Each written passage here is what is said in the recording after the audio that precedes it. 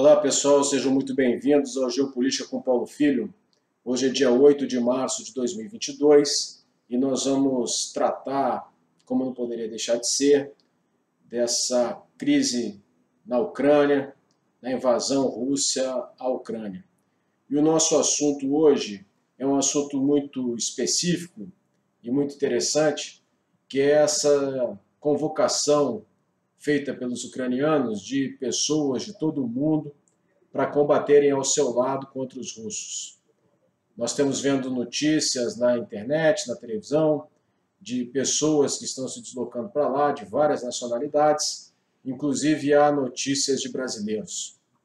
Só que, diferentemente do que muita gente pode pensar, esse pessoal não vai estar, se não for formalmente aceito e passe a integrar as forças de defesa da Ucrânia, esse pessoal não contará com as proteções que são dadas aos combatentes pelo direito internacional dos conflitos armados, também conhecido como direito internacional humanitário ou lei da guerra.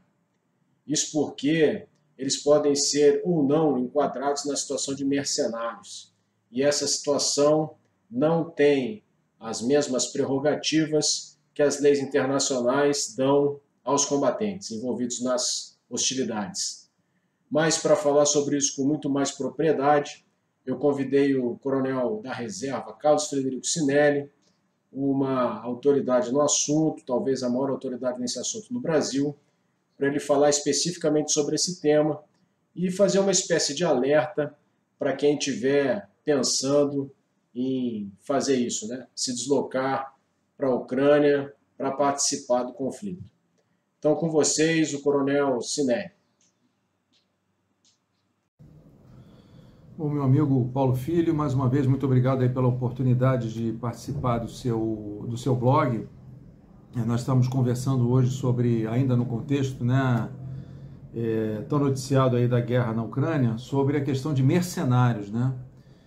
Estávamos trocando algumas ideias em face de algumas imagens que hoje circularam, inclusive de indivíduos supostamente vestindo uniforme camuflado de combate e com bandeiras de outros países, armas em punho, circulando pelo território da Ucrânia. Bom, a questão dos mercenários, ela é bastante antiga, né?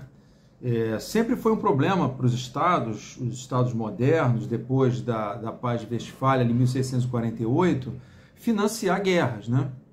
Então, desde a parte de arrecadação de impostos, os estados absolutistas ali nas guerras dos séculos 17 e 18, até a mobilização dos complexos industriais militares, as guerras do século XX, guerras da era industrial, sempre foi um problema. E os mercenários sempre tiveram por aí para oferecer seus serviços, né?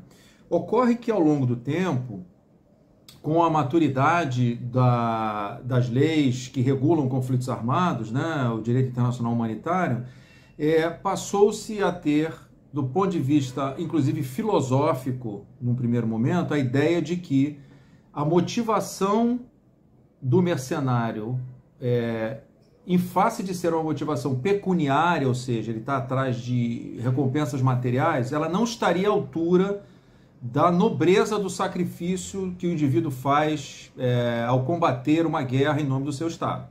Então, esse benefício supostamente materialista, né, na acepção negativa da palavra, fez com que o direito humanitário restringisse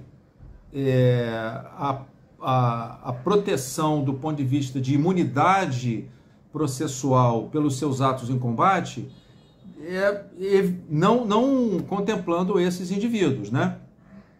Agora veja, durante, principalmente ali nas guerras de descolonização africanas, né, a década de 1970, que essas preocupações realmente foram escritas, né? Então, o mercenário não é citado nas 4 convenções de Genebra clássicas, até porque são convenções ligadas muito mais à proteção de pessoas e de bens do que a métodos e meios de guerra, mas nos protocolos adicionais, nesse caso, o protocolo adicional 1 às convenções, que é de 1977, discutido em 76, trabalhado e entrando em vigor em 1977, o tema mercenário já aparece, né? E com um artigo inteiro dedicado a eles, no sentido de que eles não têm direito ao estatuto do combatente / prisioneiro de guerra, né? Porque nós sabemos que todo combatente legítimo, lícito, né, um indivíduo que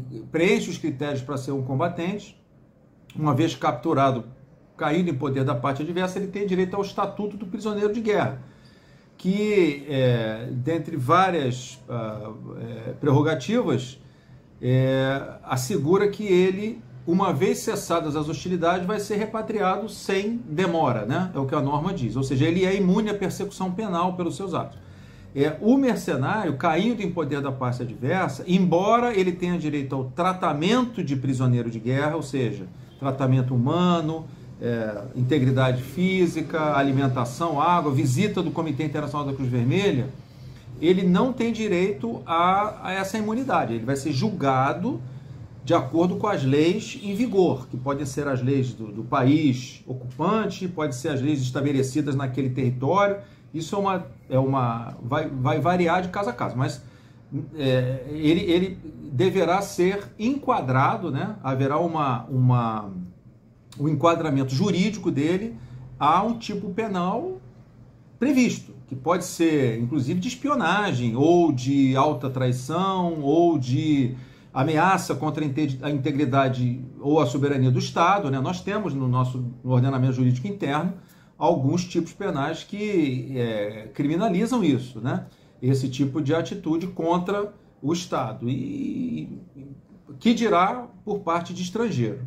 Agora, o artigo que caracteriza isso no protocolo adicional 1, ele foi escrito com 6 critérios cumulativos. Então, para o indivíduo ser considerado mercenário, estrito sensu propriamente dito, ele precisa atender 6 critérios cumulativos. Eu vou ler rapidamente aqui para a gente ver. Primeiro é que ele tem que ser recrutado no país ou fora dele, especialmente para combater num conflito armado. Segundo, ele tem que estar participando diretamente das hostilidades. Tá? Então, o apoio moral, o apoio, às vezes, logístico remoto, à distância, isso não caracteriza muito, né? Participar diretamente das hostilidades é uma terminologia bastante discutida no direito humanitário, mas, em síntese, para não deixar dúvida, é aquele de estar com armas na mão, desencadeando ações hostis contra o oponente. Então, ele tem que estar participando das hostilidades.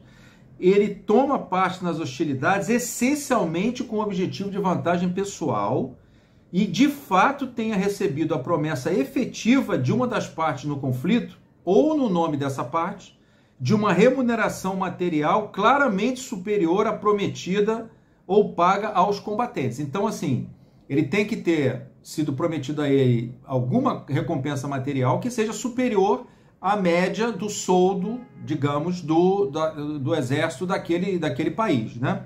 Isso tem que ficar demonstrado, que foi prometida essa vantagem. Ele não é nacional de nenhuma das partes no conflito e nem reside no território controlado, ou seja, ele não é cidadão de quem está brigando. Não é membro das Forças Armadas da parte de conflito e não foi enviado por um Estado que não é parte no conflito em missão oficial, ou seja, aquela figura dos assessores militares, dos consultores, né? Esses não se enquadrariam. Então, veja, desses aqui, hoje, a situação que nós estamos discutindo, basicamente aqui estão todos presentes, exceto o que precisa ser demonstrado, né? Aquela situação de ter-lhe sido prometida alguma vantagem pecuniária material em relação a isso, tá bem? Agora, se esse indivíduo, vamos hipoteticamente, né, um brasileiro vai para a Ucrânia, pega num fuzil e o Estado ucraniano, as Forças Armadas ucranianas, o governo ucraniano, o recruta legalmente e o insere nas Forças Armadas do Estado ucraniano, ele passa a ser um membro das Forças Armadas. Aí veja, tem um item aqui que não pode ser membro das Forças Armadas. Esse cara não é mercenário. Mas por exemplo, para ser um oficial do Exército Brasileiro tem que ser um cidadão nato. Ok, mas lá pode ser diferente, lá pode, numa situação de conflito armado, que é uma situação absolutamente limite, né? A sobrevivência do Estado está em jogo, pode ser que isso seja admitido. Estrangeiros sendo integrados, né? Não há problema nisso. O direito humanitário não vê, o direito internacional humanitário não vê problema nisso, porque ele vai ser enquadrado nos critérios de combatente. Vai ter um comandante, uma cadeia de comando, um sinal distintivo, que é o uniforme, vai usar suas armas regularmente e vai respeitar leis e costumes da guerra. Se não respeitar, por estar numa cadeia de comando, ele vai ter um código disciplinar que vai lhe punir, né, em relação a isso. Então veja, isso aqui é o protocolo adicional 1, tá bem? As 4 convenções, é o artigo 47 do protocolo, que fala sobre mercenários. Rússia e Ucrânia ratificaram esse protocolo. Então é interessante que nós estamos tendo aí várias situações cotidianas, eu tenho inclusive postado isso no meu perfil ali no Instagram, de situações onde nós vemos algum traço de tangência com o direito internacional humanitário. É claro, porque são as leis que regulam o conflito armado, né? Onde está a sociedade, está o direito, já diziam os antigos romanos. Então, o direito está presente nisso daí. Por que nós tínhamos dificuldade de enxergar isso nos últimos 20 anos, né? Desde ali da Guerra do Golfo, lá, quando os aliados invadiram o Iraque, lá atrás. Foi praticamente o último conflito armado regular, né, de terceira geração, como nós dizemos, de Estado contra Estado, ou seja, um conflito armado internacional, em que um Estado enfrenta outro. Porque nesses últimos 20 anos não tinha acontecido esse tipo de conflito, nessa magnitude. Então, conflitos internos, esses elementos aqui do direito humanitário estão presentes, mas eles estão pulverizados ali, né? Hoje teve uma notícia de prisioneiros de guerra russos, né, feitos prisioneiros por ucranianos, sendo expostos à TV para poderem fazer uma espécie de arrependimento, de uma catarse coletiva, né, em relação ao que aconteceu ali, um arrependimento individual e uma catarse em nome do povo russo sobre terem participado da guerra. Isso não é permitido, né? Então veja, tem havido violações, todas elas eu estou falando supostamente, tem que ser investigado, tem havido violações de parte a parte. O direito humanitário está presente aí, tá bem? Então, realmente é um risco esses indivíduos em tese estarem indo para lá, porque o direito humanitário não vai, repito, vai protegê-los como indivíduos, né? Garantias fundamentais, não podem sofrer nenhum tipo de tratamento desumano, cruel, mas podem estar submetidos a processo penal processo judicial pelas suas atitudes, né? Hoje existe uma discussão muito grande nesse contexto com relação às companhias militares, chamadas companhias militares privadas, né? São aquelas corporações formadas por ex-militares que temos visto isso muito no Oriente Médio, para fazer a segurança de autoridades ou para ajudar nos comboios logísticos, né? Isso é uma outra discussão que nós podemos aí aprofundar em algum outro momento, mas não é o foco agora eu digo outra discussão, porque muitos consideram que esses indivíduos são os novos mercenários, os mercenários da modernidade, né?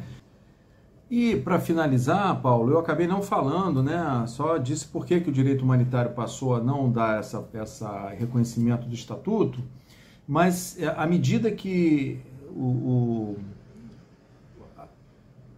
as guerras foram evoluindo, se verificou que, primeiro, manter mercenários era muito custoso, né? Porque você tinha que contratar, treinar, mantê-los ali durante a campanha, e depois que a campanha acabava, você mandava embora. E na volta, se houvesse outra guerra, teria que fazer tudo de novo. Em geral, já tinha havido aí uma inflação, quer dizer, os preços da contratação, as remunerações já tinham aumentado, então ficava muito custoso, muito difícil. E a lealdade era muito questionável, né? Claro, os caras estão atrás ali de recompensa material. Quem pagar mais, eu troco de lado rapidamente.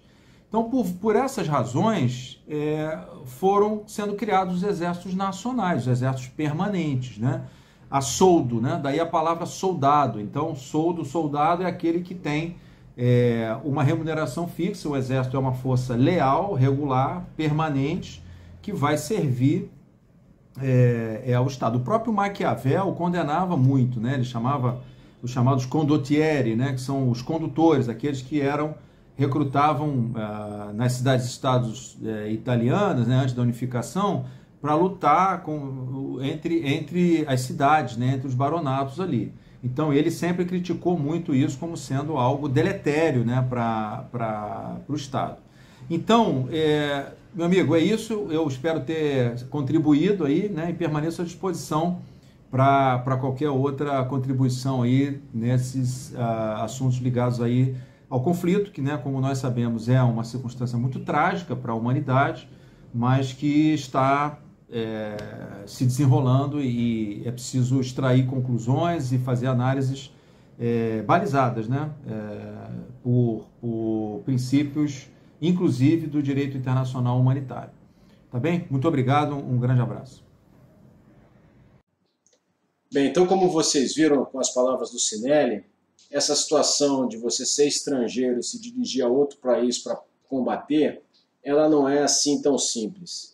Um outro aspecto que a gente comentou e conversou na nossa conversa é que, historicamente, quando acontece a participação de mercenários no campo de batalha, historicamente, os níveis de violência perpetrados por esses grupos em combate são normalmente muito superiores aos níveis de violência das partes dos exércitos profissionais em conflito. Isso por causa da sua motivação, né? A motivação, ela é, via de regra, pecuniária, e isso, de certa maneira, liberta esses combatentes para agirem sem nenhum tipo de freio. Isso é o que acontece historicamente nos conflitos com a presença de mercenários. Isso é um problema porque isso afeta, evidentemente, um princípio basilar do direito internacional dos conflitos armados, que é o princípio da humanidade. Então, esse vídeo serve de alerta para os que, por acaso, pensem em fazer isso, se deslocar para a Ucrânia, para participar dos combates. Nós estamos tendo notícia da participação de alguns brasileiros por lá. É importante que vocês saibam todas as circunstâncias que afetam essa decisão. Então, eu vou colocar na descrição desse vídeo o Instagram do Coronel Cinelli, onde ele faz uma série de observações muito interessantes sobre o direito internacional dos conflitos armados no conflito da Ucrânia. Então, mais uma vez, eu agradeço a participação do meu amigo Cinelli e espero que ele volte aqui para outras intervenções sobre o direito internacional humanitário. Se vocês gostaram desse vídeo, por favor, deixem seu like, compartilhem com os amigos, divulguem o canal, porque dessa forma vocês vão estar nos ajudando. Peço também que, se puderem, se tornar apoiadores do canal em www.paulofilho.net.br, tem uma seção Apoie o Blog, e lá vocês vão encontrar maneiras de nos apoiar. Tá certo, pessoal? Até a próxima. Tchau!